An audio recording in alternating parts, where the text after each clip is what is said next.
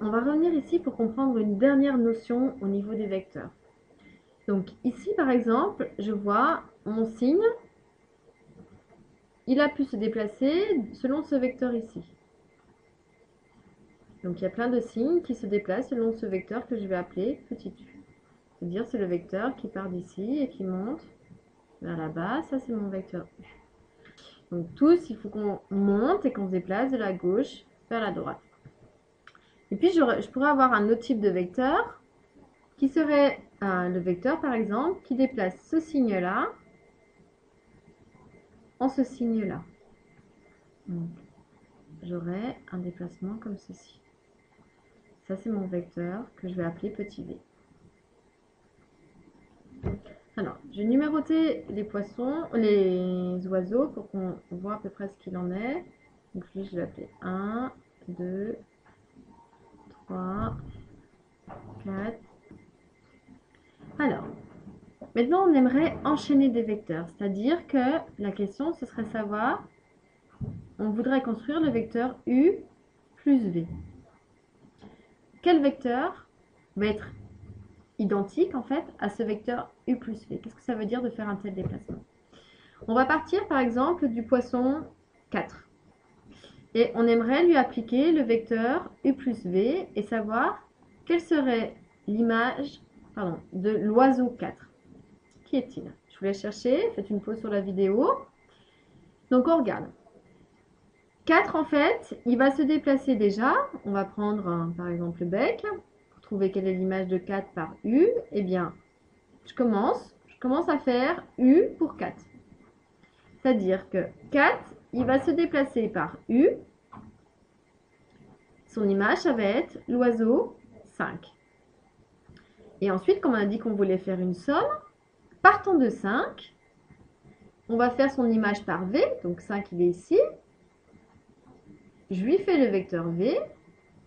C'est-à-dire que l'image de 5 par v, c'est l'oiseau 7. Conclusion, pour aller à u plus v, c'est-à-dire faire tout ça, eh bien, l'image de 4, ce serait l'oiseau 7. Parce que déjà, je commence à faire u et ensuite, je vais faire v. C'est-à-dire qu'on voit apparaître le vecteur, donc point de départ, je suis partie d'ici, pour arriver ici, c'est-à-dire que le vecteur qui résulterait, ce serait celui-là. 4, il s'est transformé en 7. Donc la somme de u plus v, ce serait ce vecteur blanc, c'est-à-dire w. Alors on va le faire avec des lettres pour mieux voir, puis je vous montrerai sur d'autres situations, parce que avec toutes les couleurs, ça fait beaucoup peut-être. Donc ici, si on avait mis des lettres, là j'ai A, B et C. Si on passe les vecteurs en fait en utilisant les lettres, donc le vecteur U c'est la même chose que le vecteur AB. Donc si on avait fait le vecteur AB plus le vecteur ici V, c'est-à-dire BC, on obtiendrait en fait le vecteur blanc qui est le vecteur AC. C'est-à-dire qu'en termes de déplacement, si je me déplace de A vers B, puis je me déplace de B vers C, en fait, je pouvais directement me déplacer de A vers C. Cette relation qui est très importante sur le chapitre sur les vecteurs s'appelle la relation de Chasles. Donc apprenez à bien écrire. Il y a deux S, ça s'écrit C-H-A-S, L-E-S.